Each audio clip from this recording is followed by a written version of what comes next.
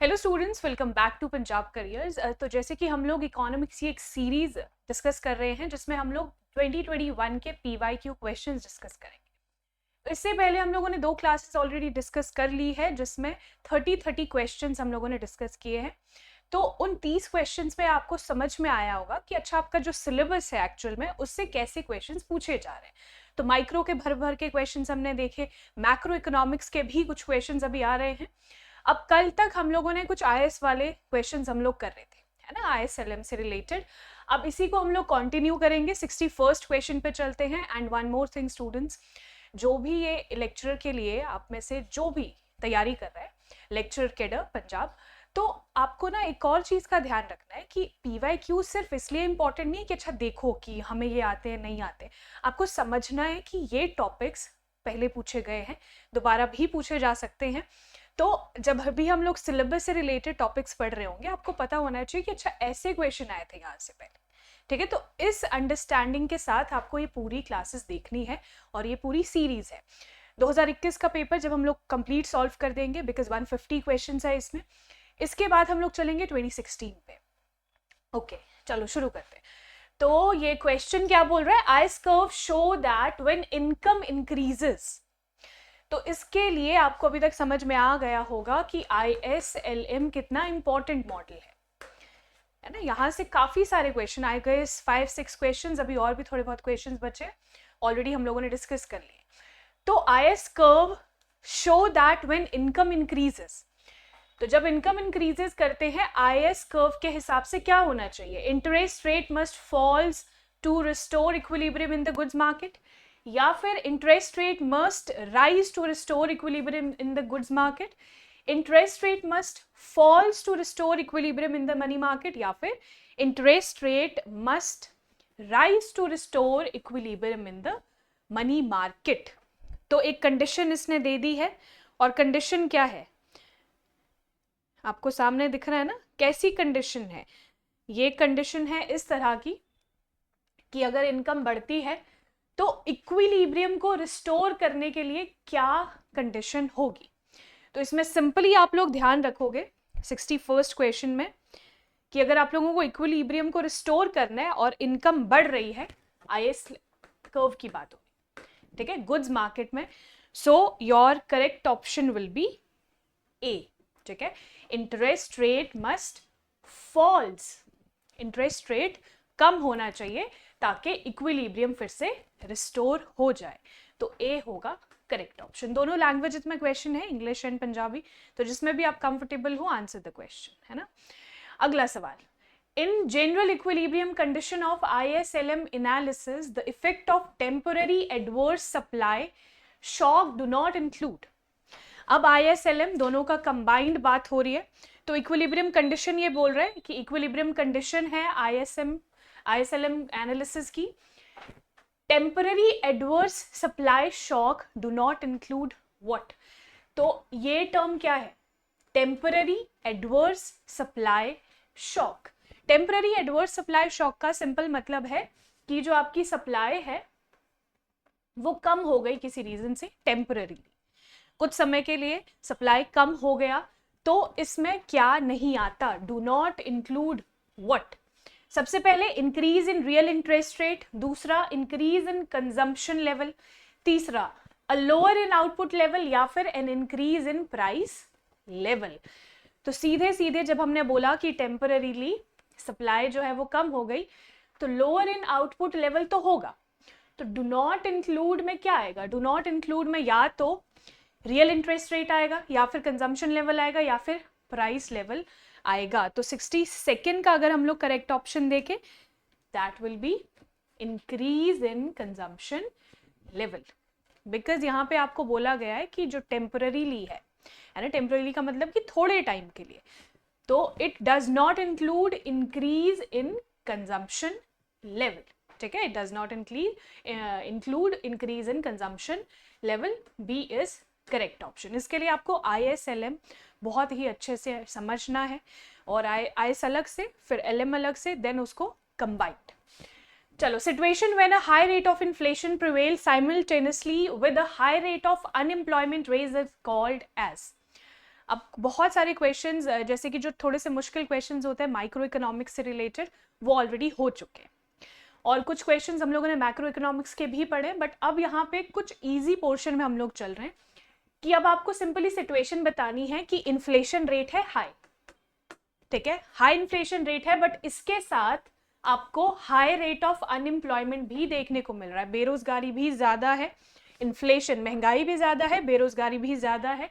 तो इस सिचुएशन को हम लोग क्या बोलते हैं? इन्फ्लेशनरी मैकेनिज्म, स्टैगफ्लेशन, एक्सेलरेशन या फिर स्टैग्नेशन। तो हमेशा ध्यान रखेंगे जब भी महंगाई ज्यादा हो, इन्फ्लेशन ज्यादा है, दूसरा अनएम्प्लॉयमेंट भी ज्यादा है, इन्फ्लेशन भी ज्यादा है, और तीसरी एक और कंडीशन होती है कि ग्रोथ जो है वो भी स्टैग्नेंट है, मतलब बढ़ नहीं रही है, बस रुकी हुई है ग्रोथ, तो that is your stagflation. B होगा करेक्ट ऑप्शन। अगला सवाल, if a person is unemployed despite being willing to work at the prevailing wage is known as to be. अब ये अनएम्प्लॉयमेंट से रिलेटेड है, आपको पता है अनएम्प्लॉयमेंट किस में आता है? Macro economics. तो एक पर्सन है अनएम्प्लॉयड, लेकिन वो विलिंग टू वर्क है, मतलब कि वो काम करना चाहता है, विलिंगनेस इज देयर, तो उसकी चाह है काम करने की, लेकिन वो है अनएम्प्लॉयड। तो इस तरह की अनएम्प्लॉयमेंट को हम लोग क्या बोलेंगे? Voluntary unemployed, involuntarily unemployed, disguised unemployed या फिर साइक्लिकल अनएम्प्लॉयड। तो इसके लिए टाइप्स ऑफ अनएम्प्लॉयमेंट हम एक एक करके सारे टाइप्स अच्छे से देखेंगे जब भी हम लोग ये पूरा सिलेबस डिस्कस कर रहे होंगे ना बैच में। तो बैच में एनरोल करने के लिए आपको क्या करना है? निम्बस करियर्स एप्लीकेशन डाउनलोड कर लेंगे, या फिर एक नंबर आपको डिस्क्रिप्शन में भी मिल जाएगा, मैं यहाँ पे भी लिख देती हूँ, 7814846248। इस नंबर पे यू कैन कॉन्टैक्ट, ठीक है, अगर बैच को एनरोल आपको करना है। तो इस तरह की अनएम्प्लॉयमेंट को हम बोलेंगे इनवॉलेंट्री अनएम्प्लॉयमेंट, या फिर ही इज इनवॉलेंट्री अनएम्प्लॉयड, क्योंकि वो काम करना चाहता है लेकिन उसको काम नहीं मिल रहा है, ठीक है, as simple as that. B is correct option. अगला सवाल, which of the following is not the characteristics of business cycles? Not a characteristic of business cycle. business cycle भी important topic है, तो business cycle से related ये पूछ क्या रहा है? ये बोल रहा है कि आपको बताना है कौन सा कैरेक्टरिस्टिक नहीं है। कैरेक्टरिस्टिक नहीं है तो आपको पहले ये पता होना चाहिए ना कौन कौन से कैरेक्टरिस्टिक्स आते हैं इसके अंदर। तो these are alternative periods of expansion and contraction in economic activity. So ये तो आता है business cycle में। Fluctuations of business cycles are recurrent in nature. This is also correct. Fluctuations are called cycles as they are periodic and occur regularly. तो business cycles ना आपको इस तरह से देखने को मिलते हैं और ये regularly देखने को मिलता है इकोनॉमी। चौथा क्या है? The duration of the business cycles has to be of the same length. तो क्या बिजनेस साइकिल की जो ड्यूरेशन रहती है वो सेम लेंथ की रहती है? नहीं, so it is not a characteristic. D होगा यहाँ पे करेक्ट ऑप्शन। अगला सवाल, lower turning point of the business cycle is known as. अब जैसे मैंने आपको बताया इस तरह से बिजनेस साइकिल आपको देखने को मिलता है, जरूरी नहीं है कि सेम ये लेंथ आपको देखने को मिलेगी, तभी वहां पे डी गलत ऑप्शन था। तो lower turning point business cycle का क्या कहलाता है? बूम कहलाता है, पीक कहलाता है, रिसेशन कहलाता है या फिर ट्रफ कहलाता है? तो अगर लोअर टर्निंग पॉइंट की बात हो रही है तो बूम तो बिल्कुल भी नहीं होगा, है ना, बूम तो बिल्कुल भी नहीं होगा, तो ध्यान रखेंगे। पीक भी नहीं होगा, बिकॉज बूम और पीक इस तरफ आपको देखने को मिलता है, रिसेशन हो जाता है इधर, और trough is lower turning point, ठीक है, lower turning point is trough. D होगा correct option. Peak in the business cycle is, peak क्या होता है business cycle? Movement of the cycle, upper turning point of the cycle, expansionary phase या फिर none of the above. तो 67th question का upper turning point of the cycle, ठीक है, upper turning point of the cycle. Systematic 4 phases of business cycles are. तो देखो एक ये टॉपिक उठा देते हैं और उससे भर भर के क्वेश्चंस पूछ लेते हैं। जैसे कि बिजनेस साइकिल एक टॉपिक अगर आपको नहीं आता तो कितने क्वेश्चंस मिस हो जाते हैं, है ना। वैसे ही ISLM के साथ था, वैसे पुरानी जो चीजें हमने पढ़ी है, तो systematic 4 phases of business cycles are, इसीलिए आपको किसी भी टॉपिक को बहुत ही अच्छी अंडरस्टैंडिंग के साथ पढ़ना बहुत ज़रूरी है, आप उसमें कुछ भी मिस नहीं कर सकते। हाँ, नंबर ऑफ क्वेश्चंस फिर उसके बाद प्रैक्टिस करना वो अलग चीज़ हो जाती है, बट पहले बेसिक अंडरस्टैंडिंग क्लियर होनी चाहिए। अब systematic 4 phases of business cycles are, कौन कौन से होते हैं? Boom, peak, trough, recession, upswing, downswing, recession, depression, expansion, peak, contraction, trough, या फिर नन ऑफ दी अबव। तो चारों में से बताओ कौन कौन से सिस्टमैटिक वे में 4 फेजेस दिए हैं बिजनेस साइकिल के। तो ध्यान रखेंगे, एक्सपेंशन पहले आता है, then peak, contraction and trough. तो ये हो रहा है एक्सपेंशन, ठीक है, दिस इज एक्सपेंशन। यहां पे आ गया पीक, फिर पीक के बाद contraction, and this is trough. Lower turning point, upper turning point, ध्यान रखेंगे, this is peak, this is trough, ये आ गया कंट्रैक्शन, ये आ गया एक्सपेंशन, ध्यान रखेंगे। Okay, during contraction in the business cycle, during contraction in the business cycle, contraction का क्या मतलब है? हमने ये एक्सपेंशन पढ़ा, कंट्रैक्शन ये वाला फेज आ जाता है। तो कंट्रैक्शन के टाइम पे क्या होता है? GNP falls, level of employment falls, involuntary unemployment rises and all of the above. तो जीएनपी फॉल्स का क्या मतलब होता है? जो आपका जीडीपी या फिर ग्रॉस नेशनल प्रोडक्ट है, ग्रॉस नेशनल प्रोडक्ट वो नीचे की तरफ जा रहा है, एम्प्लॉयमेंट भी फॉल कर रही है, मतलब अनएम्प्लॉयमेंट बढ़ रही है, और इनवॉलेंट्री अनएम्प्लॉयमेंट बढ़ रही है, मतलब कि लोग विलिंग है काम करने को पर उनको काम नहीं मिल रहा है। तो all of the above, D होगा करेक्ट ऑप्शन, ठीक है। कंट्रैक्शन जब होता है बिजनेस साइकिल में तो आपको तीनों चीजें देखने को मिलती है। Which among the following is not the objective to be achieved by monetary policy? अब monetary policy से related questions आ गए। Not the objective, कि एक ऑब्जेक्टिव नहीं है मॉनेटरी पॉलिसी का, ऑब्जेक्टिव्स अच्छे से पढ़ेंगे। Price instability, exchange stability, achievement of full employment, या फिर एलिमिनेशन ऑफ साइक्लिकल फ्लक्चुएशंस। तो ये ना थोड़ा सा ट्रिकी क्वेश्चन है, क्यों? क्योंकि जब भी आप प्राइस इंस्टेबिलिटी पढ़ोगे यहाँ पे तो आपको थोड़ा ये रिलेटेबल लगेगा, यार प्राइस स्टेबिलिटी इंस्टेबिलिटी क्या है। तो ऑब्जेक्टिव इसीलिए तो पूछा है ऑब्जेक्टिव इसका, तो क्या प्राइस इंस्टेबिलिटी ऑब्जेक्टिव है मॉनेटरी पॉलिसी का? नहीं, प्राइस स्टेबिलिटी, प्राइस को स्टेबल करना है ना कि अनस्टेबल, है ना। तो प्राइस इंस्टेबिलिटी हो जाएगा करेक्ट ऑप्शन। चलो 71, विच among the following is not the instrument of monetary policy? चारों में से मॉनेटरी पॉलिसी का एक इंस्ट्रूमेंट नहीं है, कौन सा है? Taxes, bank rate, OMO, all of the above. Not the instrument किसका? मॉनेटरी पॉलिसी का। तो टैक्सेस होगा, बैंक रेट होगा, ओएमओ होगा, या फिर ऑल ऑफ द अबव। तो बैंक रेट तो होता है, ओएमओ भी है, तो टैक्सेस, बिकॉज टैक्सेस किसके अंदर आता है? फिस्कल पॉलिसी के अंदर, ठीक है, फिस्कल पॉलिसी। अगला सवाल, among the following monetary policy is concerned with? Monetary policy किससे कंसर्न्ड है? चारों में से। regulating supply of money in the economy, regulating the cost and availability of credit in the economy, promoting economic growth, or all of the above। तो चारों में से बताएंगे मॉनेटरी पॉलिसी किसके साथ कंसर्न्ड है। तो supply of money, yes, regulate करना सप्लाई ऑफ मनी को। कॉस्ट और अवेलेबिलिटी ऑफ क्रेडिट, क्रेडिट क्या होता है? लोन्स। इकोनॉमी में लोन्स की कॉस्ट और अवेलेबिलिटी को रेगुलेट करना, इकोनॉमिक ग्रोथ को प्रमोट करना, so all of the above.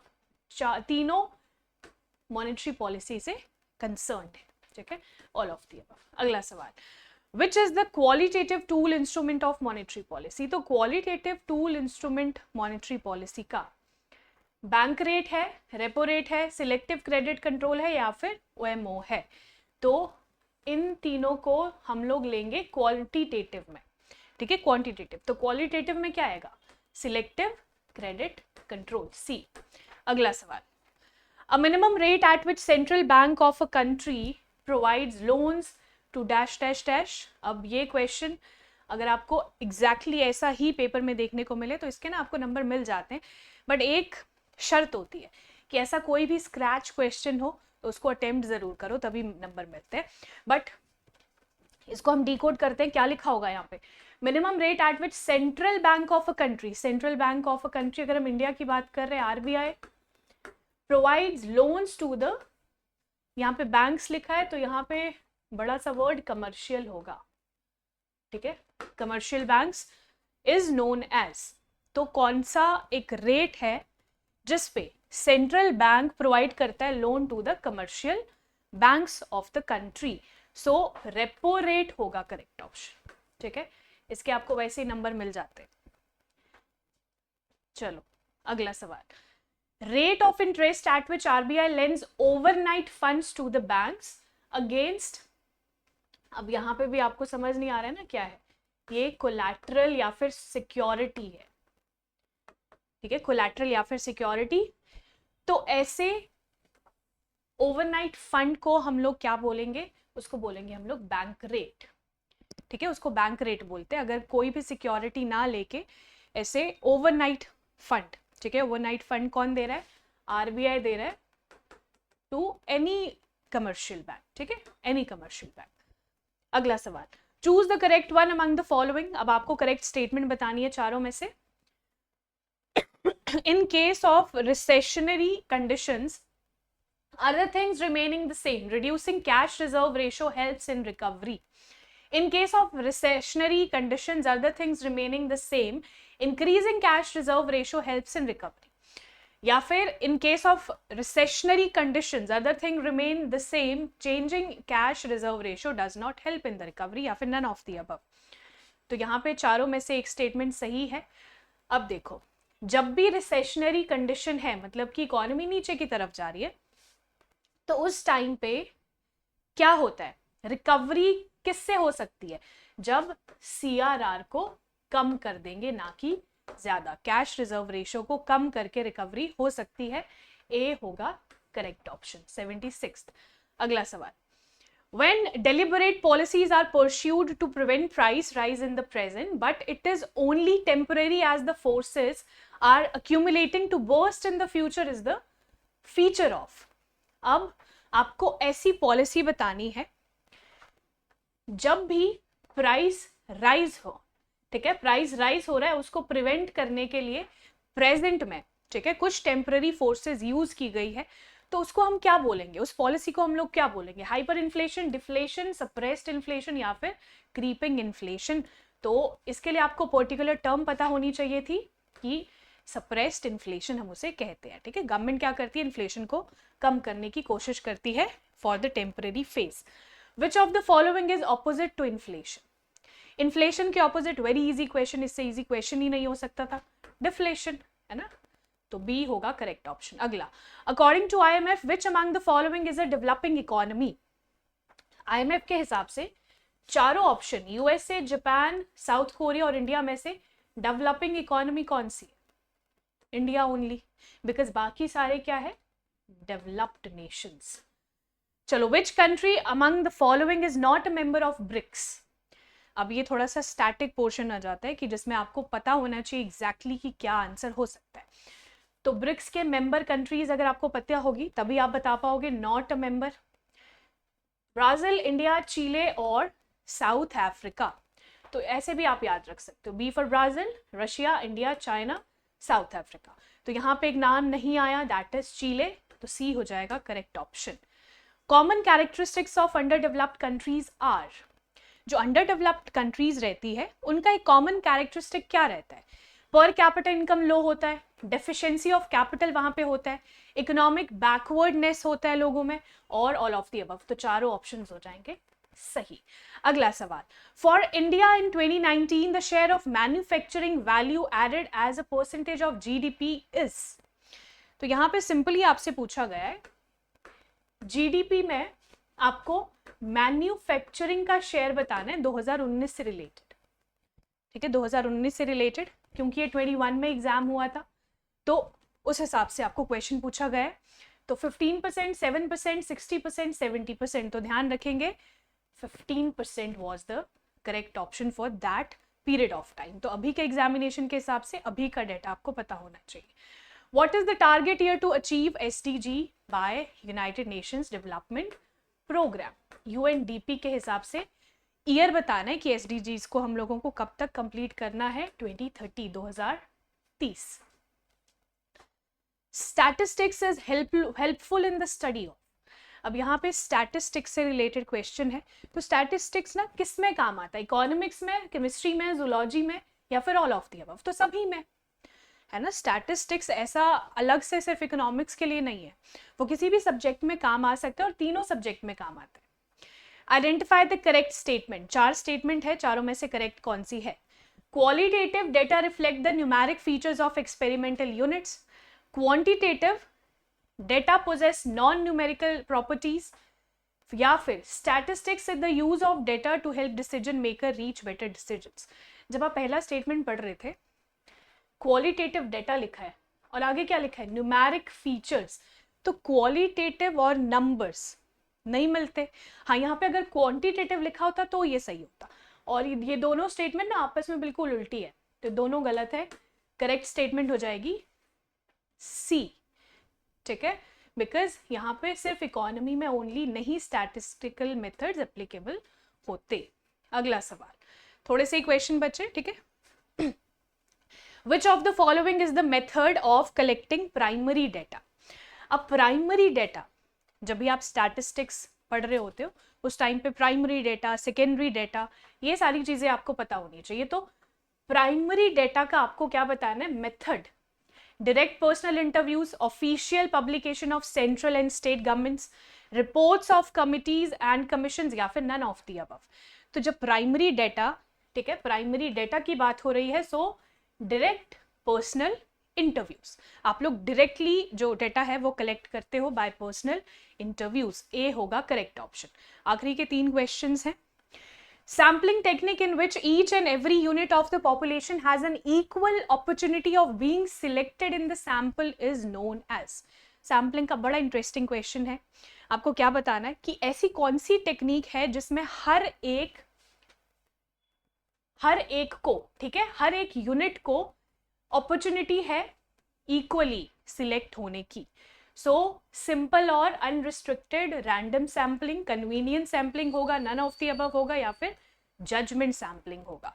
तो हमेशा ध्यान रखेंगे जब ये कंडीशन आपको दिख रही है तो सिंपल और अनरिस्ट्रिक्टेड रैंडम सैम्पलिंग ये आता है, ए होगा करेक्ट ऑप्शन। चलो second last question, Which of the following statement is true regarding sampling errors? Sampling error की बात हो रही है, 4 statements है। Sampling errors can be biased and unbiased, तो sampling error bias भी हो सकता है, unbiased भी हो सकता है। दूसरा, sampling error decreases with the increase in sample size, आपको बताना है true, ठीक है, true statement। Sampling error arises with the deliberate selection of representative sample, all of the above, तो true statement कौन सी है, देखो बी होगा यहाँ पे करेक्ट ऑप्शन, क्योंकि जब सैम्पलिंग एरर जो है वो कम होता है अगर हम लोग सैंपल साइज को बढ़ा दे, तो क्या होगा करेक्ट ऑप्शन, बी। चलो last question, parameter is, parameter, just a second, okay, यहाँ पे देखो बायस्ड और अनबायस्ड, यहाँ पे ऑल ऑफ द अबव होगा क्योंकि ए और सी भी करेक्ट है, ठीक है, ऑल ऑफ द अबव होगा, इसको करेक्ट कर लेंगे, D. Parameter is the study of population, okay, आखिरी का क्वेश्चन है, ठीक है, study of population, a single value obtain to describe in a summary fashion to pertinent characteristic about a population where every item of the universe has the known chance, या फिर error arising due to sampling bias। तो correct option क्या होगा parameter से related, ध्यान रखेंगे parameter की definition, ठीक है, बी होगा correct option, single value obtain to describe in a summary fashion, ठीक। चलो आखिरी सवाल, which of the following is correct, आपको बताना है which of the following is correct. Sum of deviations of the items from the arithmetic means is always 1, या फिर sum of deviation of the items from the arithmetic means is always 0, sum of deviation of the items from the arithmetic means is always greater than 0, या फिर Sum of deviations of the item from the arithmetic means is always less than 0. तो आखिरी सवाल इसमें correct क्या है कि सम of deviations जो होता है उसका सम इज ऑलवेज 0, ठीक है, फ्रॉम द अरिथमेटिक मीन. तो बी हो जाएगा करेक्ट ऑप्शन. अब इसके बाद के जितने भी क्वेश्चंस है हम लोग नेक्स्ट क्लास में कंटिन्यू करेंगे. So this is your third part. पहले के 2 पार्ट्स अगर आपने नहीं देखे हैं तो मेक श्योर वो भी आप देख ले और समझिए कैसे कैसे ना क्वेश्चंस पूछे जा रहे हैं किन किन टॉपिक से. All the very best.